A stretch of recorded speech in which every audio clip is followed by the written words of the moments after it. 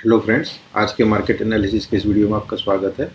आज मैंने बस एक बुलिश ट्रेड ही लिया जो कि मैंने आपको ट्विटर पे भी अपडेट किया था कि मैंने किस जगह पे एंट्री ली, ठीक है, एंड मेरे स्टॉप लॉसेस क्या थे एंड मैंने कब एग्जिट किया टोटल, ठीक है। तो पहले हम उस आज के इस वीडियो में पहले उसको देखेंगे कि कैसे मैंने एंट्री ली, क्यों ली, क्या लॉजिक था, ठीक है। एंड देन मैं आपको बताऊँगा कि मैंने जो ये बियरिश ट्रेड था ना, यह मिस किया, ठीक है। यह ऑब्वियस एक ट्रेड बन रहा था जो कि मैंने मिस किया और उसके पीछे क्या रीज़न था कि मैंने मिस किया, ठीक है। उसके बाद हम डिस्कस करेंगे इम्पोर्टेंट लेवल्स कल के लिए, ठीक है। कल की क्लोजिंग 22,910 के ऊपर या नीचे क्यों इम्पोर्टेंट है, ठीक है। 22,910 का लेवल का क्या रिलेवेंस है। एंड देन फाइनली हम एक बार लास्ट में वीडियो के क्रूड पे भी देख लेंगे एक बार, ठीक है।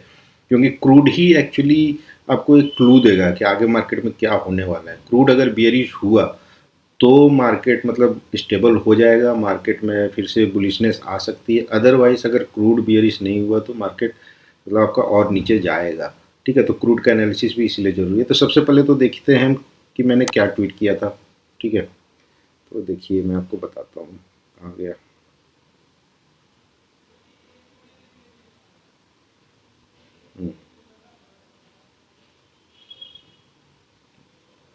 ये देखिए सबसे पहले मैंने जो ट्वीट किया वो ये था कि ये था ट्वीट 11:45 में, ठीक है, कि Nifty till now has not given any clear cut setup for intraday, ठीक है। यहाँ पे था निफ्टी उस समय 22,803, ठीक है। मैंने बोला नो ट्रेड, बट मुझे ये जो दो लो बने हुए थे ना, तो यहाँ पे एक सेटअप निफ्टी बना सकता था। इसीलिए मैंने बोला कि अगर ये डीप लेता है 22,745 और and then it respect this low, मतलब इसका लिक्विडिटी लेगा और इस लो को रिस्पेक्ट करेगा, समझे ना। तो यहाँ मैं आपको चार्ट पे दिखाता हूँ, ठीक है। देखिए क्या था कि आज का चार्ट कहाँ गया, हाँ ये रहा, ठीक है। तो देखिए मैंने 11:45 के आसपास ट्वीट किया था जब मार्केट ऊपर था, यहाँ पे था, ठीक है।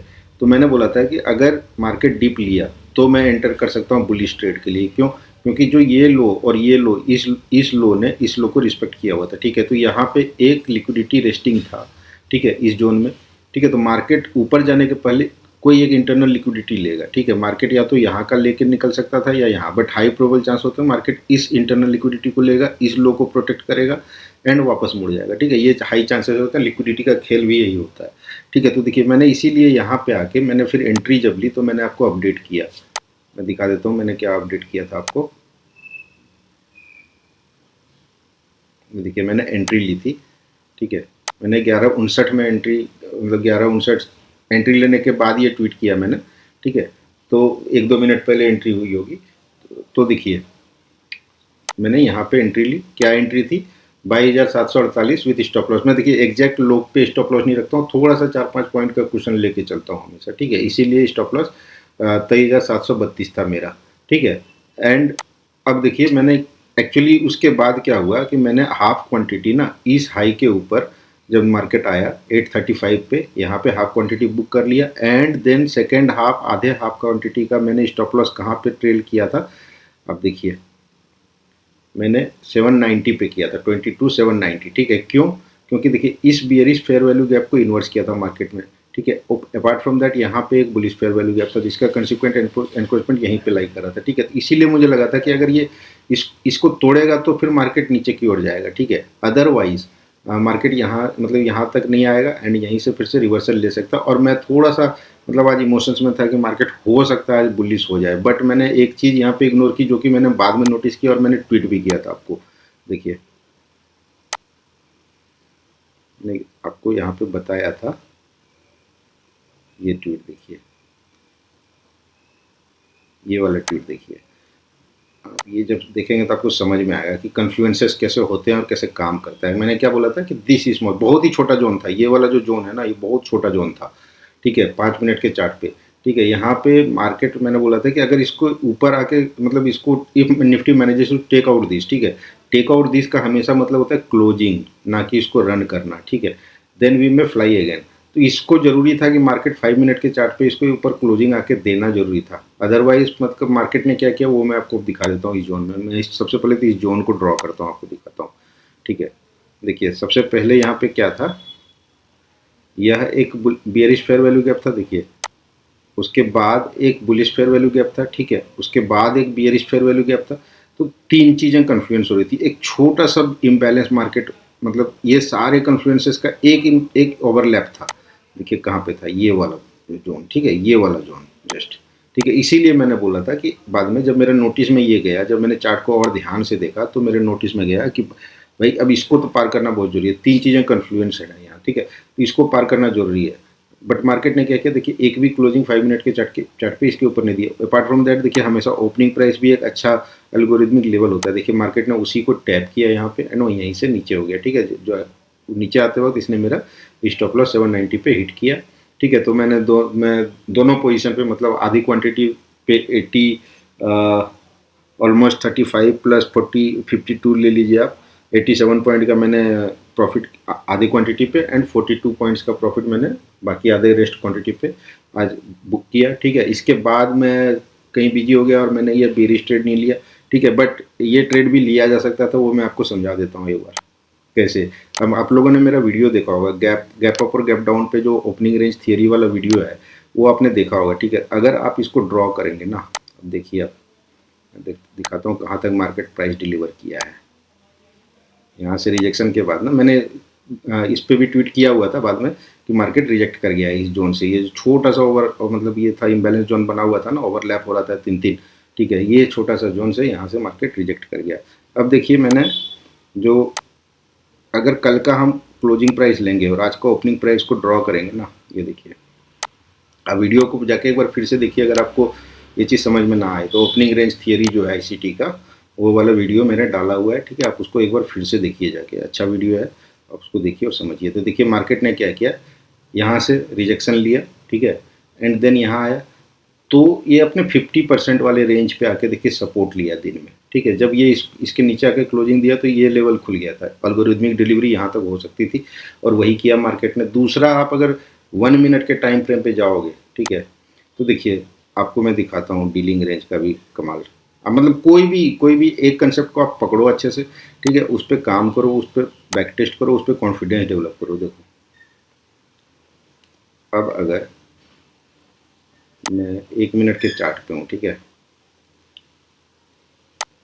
अगर हम आज का सुबह का डे हाई लेंगे और इस लो को लेंगे, इक्वल लो को, ठीक है, तो देखिए मार्केट ने क्या किया, मार्केट इक्वल लो पे आया एंड रिजेक्ट हुआ एंड कहाँ तक गया। देखिए ये यहाँ पे एक और कन्फ्लुएंस था, ठीक है, क्या था 75 DRT, ठीक है। एंड ये रिवर्सल मॉडल होता है, इक्वल लो अगर है या इक्वल हाई है तो अपने प्रीमियम अपने डिस्काउंट जोन में आने के बाद मार्केट अच्छे से रिवर्सल करता है, ठीक है। मैंने ये मिस किया क्योंकि मैं थोड़ा सा आज इमोशनल मतलब था बायस कि okay market can be bullish today, ठीक है। बट मार्केट यहाँ से रिजेक्ट हुआ और फिर देखिए कहाँ तक डिलीवर कर दिया, ये कर दिया। अब देखिए मैं एक चीज़ और करता हूँ मार्केट में, वो सिखाता हूँ मैं, बट आपको ये सजेशन नहीं दूंगा क्योंकि इसके लिए बहुत एक्सपीरियंस चाहिए, ठीक है। मैं ना प्राय कोई एक लेग बन रहा होता है तो मैं उसका पोटेंशियल मतलब ड्रॉ करता हूँ कई बार, ठीक है। तो ये आप समझ लीजिए, आज मैंने नहीं किया, मैंने एक दिन या 2 दिन पहले ये चीज़ आपको बताया था। जिस दिन मार्केट गिरा था उस दिन बताया था कि मार्केट यहाँ तक आ सकता है। 260 का टारगेट दिया था, 22,260 का,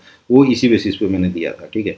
तो देखिए क्या करता है मार्केट, जब भी पोटेंशियल लेग बनाता है ना डीलिंग रेंज का, देखिए एक सपोज ये डीलिंग रेंज बना रहा है मार्केट, तो देखिए आपको ना ये आपको रिएक्शन देगा। सपोज यहाँ 25 DRT पे आपको फेयर वैल्यू गैप नहीं मिला, बट 50 DRT पे क्या कर रहा है मार्केट, ऊपर नीचे किया, फिर देखिए आया, ठीक है, 25 DRT क्रॉस किया सपोज।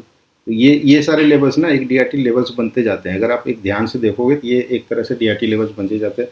तो कई बार आपको कोई लेग दिखता है वो बनता हुआ ना, तो उसमें देखिए कि किस तरह का मार्केट रिएक्शन दे रहा है किसी एक खास लेवल पे, क्या कोई मतलब DRT लेवल्स बनने की कोशिश हो रहा है क्या।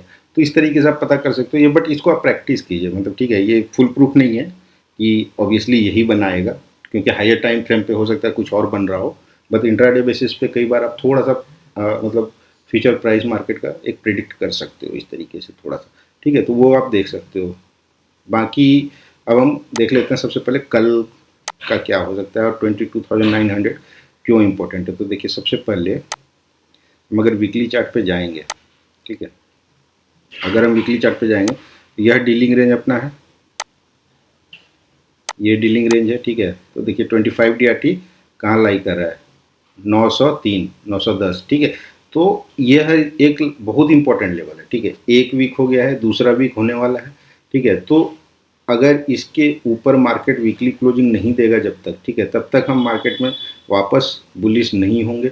इसके ऊपर वीकली क्लोजिंग होने पे मार्केट इधर प्राइस पे डिलीवर करने आएगा, ठीक है।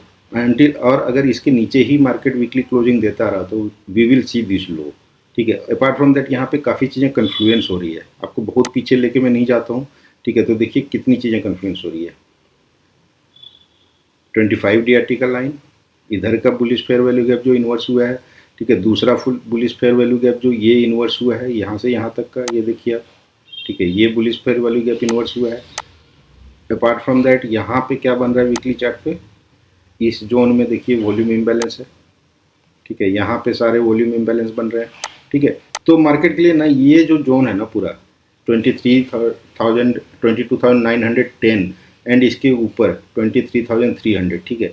मतलब यहाँ तक काफ़ी ज़्यादा रेजिस्टेंस है। मार्केट अगर इसके ऊपर जाना होगा ना तो मार्केट को गैप अप करना पड़ेगा मस्ट प्रोबेबली। और वो गैप अप कब होगा, सीज फायर का न्यूज आएगा सपोज, एंड उसी दिन 3-4% गैप अप होगा एंड इसके ऊपर आके ओपनिंग देगा और यहीं से फिर रन करेगा। अदरवाइज अगर ये इंट्राडे बेसिस पे जाने की कोशिश करेगा तो it will face resistance, selling pressure इस जोन में फिर आके आएगा, ठीक है। आज भी देखिए कहाँ तक गया, ओपनिंग हुआ 22,900 के आसपास ही ओपनिंग हुआ, वहीं से फिर से सेलिंग हुआ है, ठीक है। डिस्पाइट मतलब ग्लोबल मार्केट ग्रीन था काफ़ी। क्रूड भी अब हम क्रूड को भी देख लेते हैं एक बार। देखिए क्रूड क्या कर रहा है। अगर हम क्रूड पे ना, क्रूड के हम वीकली नहीं, हम डेली चार्ट पे चलते हैं, ठीक है। तो सबसे यह लो एक है जिसने इधर के सारे लिक्विडिटीज हट करके ऊपर की तरफ मुंह दिया था, तो हम इस लो को, इस हाई को मानेंगे डीलिंग रेंज, ठीक है। तो अब देखिए क्या कर रहा है क्रूड, इस डीलिंग रेंज के 75 DRT के ऊपर ही है। आज भी देखिए नीचे आया था क्रूड दिन में, जब निफ्टी ऊपर जा रहा था उसमें क्रूड नीचे आ रहा था, ठीक है। एंड जब क्रूड रिकवर शुरू किया तो निफ्टी ने फिर से रिजेक्शन दिखा दिया वहाँ से और नीचे की ओर मूव कर गया।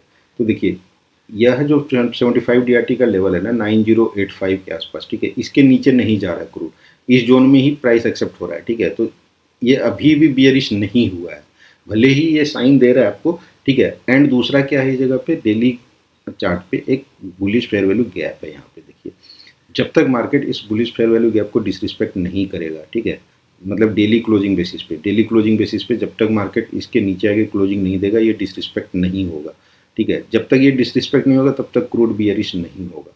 एंड हाई चांसेस होगा अगर क्रूड इसी लेवल के ऊपर और 2-4 दिन ट्रेड कर गया तो हाई चांसेस होगा क्रूड ऊपर जा सकता है, ठीक है। अपार्ट फ्रॉम दैट क्या कर रहा है क्रूड, या तो क्रूड ऊपर जाके इस हाई को लेगा या यहाँ से एक रिटर्न दे सकता है, और अदरवाइज इस हाई को लेके फिर रिटर्न दे सकता है, ठीक है, या इस हाई को तोड़ते हुए वापस ऊपर निकल जाएगा। जियोपॉलिटिकल टेंशन आपका सही नहीं हुआ कुछ दिनों में, बट अगर इसके नीचे आके डेली क्लोजिंग देना शुरू कर दिया ना क्रूड ने, तो आप समझ जाइए कि जियोपॉलिटिकल टेंशन खत्म होने के कगार पे क्रूड बिल मतलब ये फिर से आपका ये 25 और 50 DRT की तरफ क्रूड वापस गिरेगा, ठीक है। तो ये क्रूड पे ध्यान रखिए, क्रूड ही आपको बताएगा। जब आपको क्रूड बियरिश हो जाए तब आप मार्केट में अगर इन्वेस्टर्स हैं तो अपने जो भी पोर्टफोलियो है उसको एवरेज आउट करना शुरू कर सकते हो।